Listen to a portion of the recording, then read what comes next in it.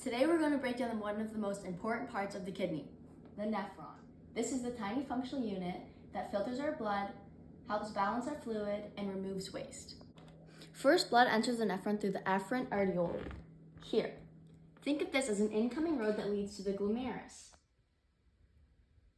This is the glomerulus. It's a ball of capillaries where filtration begins.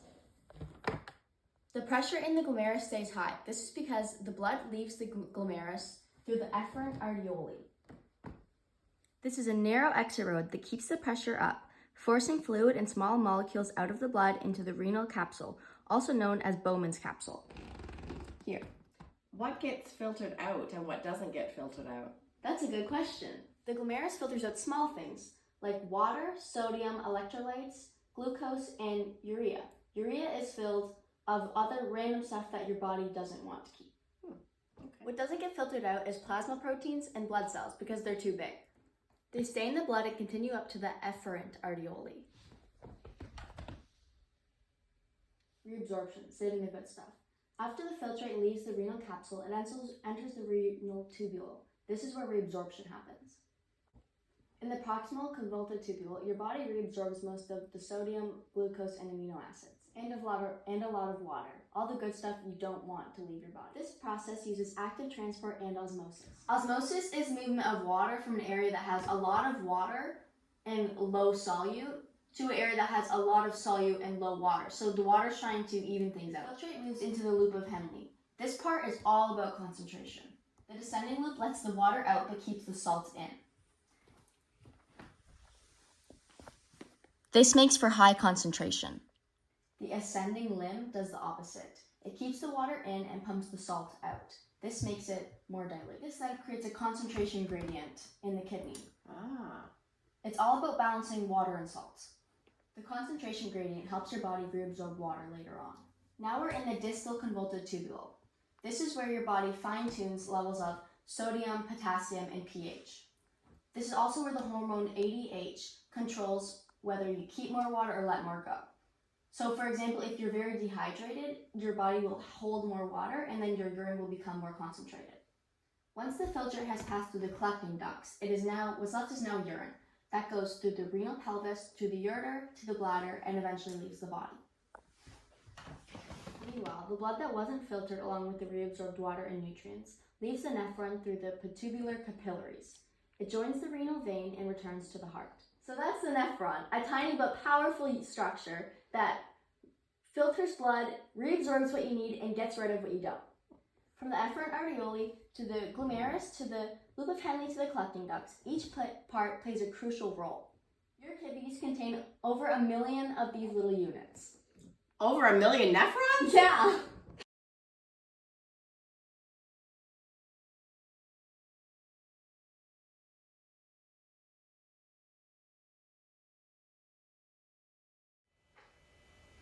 Now we're going to talk about the macroanatomy of the human urinary system. This system is essential for filtering blood, removing waste, and regulating fluid balances. It's made up of 4 main parts: kidneys, ureters, bladder, and urethra. First we have the kidneys, 2 bean-shaped organs located on either side of the spine, surrounded by a protective layer of fat. The kidneys filter blood, remove waste products, and create urine.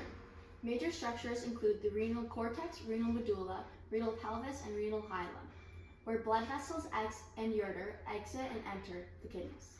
For each kidney, there's a ureter. The urine flows from the kidney through the ureter, which is a thin muscular tube. Each are about 25 to 30 centimeters long. The ureters transfer urine from the renal pelvis down to the urinary bladder, using muscular contractions called peristalsis. Next is the urinary bladder. It's a hollow muscular organ located in the pelvis. When empty, it is the size and shape of a pear, but can expand significantly. The inner lining is made of transitional epithelium, allowing it to expand. The muscle layer of the bladder contracts during urination to expel urine.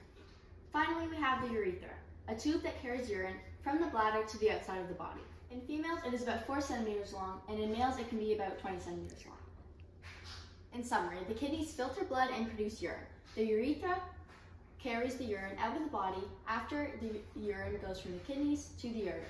This coordinated system plays a role in keeping homeostasis and getting rid of our waste.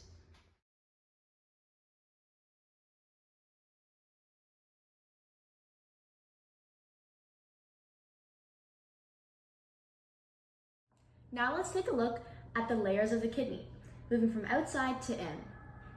First we have the renal capsule, this outside part. This is a thin, tough, fibrous layer that wraps around the kidney. It protects the kidney, keeping its shape. It shields it from trauma and infection. Beneath the capsule is the renal cortex. It's filled with blood vessels and contains parts of the nephron, such as the glomerulus, Bowman's capsule, and the loop of Henle. Part of the loop of Henle is in here, and part of it is in the medulla, which we're about to learn about. Deeper inside the kidney, we have the renal medulla. It's organized into cone-shaped structures called renal pyramids. These pyramids contain the loop of Henle and collecting ducts, which are key parts of the nephron to concentrate and collect urine. In the pyramids are the renal columns. They are filled with blood vessels and help anchor the outer cortex to the inner medulla. So that's this little piece that are in between the pyramids here and in there. At the center of the kidney is the renal pelvis, a funnel-shaped cavity that collects urine from the pyramids through small chambers called calyxes. From there, the urine flows from the renal pelvis to the ureter, to the urinary bladder, to the urethra, to then be released from the body. Let's recap. So the most outer wall of the kidney is the renal capsule. This is a protective layer that helps it keep safe from diseases and hold its shape. Then there is the renal cortex. There's lots of blood vessels here. Then the renal medulla that has the pyramids, and the renal columns, which are between the pyramids. It's an extension of the cortex, attaching the cortex to the medulla. From there we have the renal pelvis, and then the ureter, and then the rest of the urinary system. Does that make sense? Yeah, very interesting. Thank you. You're welcome.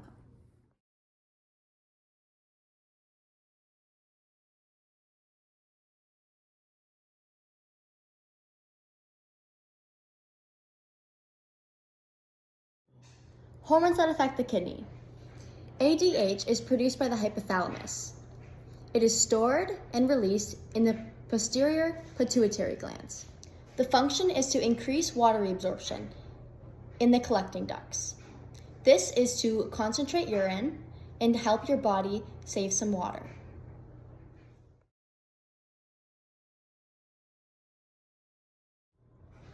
The next hormone that affects the kidneys is aldosterone. It's produced in the adrenal cortex. Its function is sodium reabsorption and potassium excretion in the distal tubules and collecting ducts. Water follows sodium, so aldosterone also helps water reabsorption, which increases blood pressure and blood volumes. The next hormone is renin. Renin is produced by the juxtaglomerulus cells in the kidney. Function: renin raises blood pressure by stimulating aldosterone release.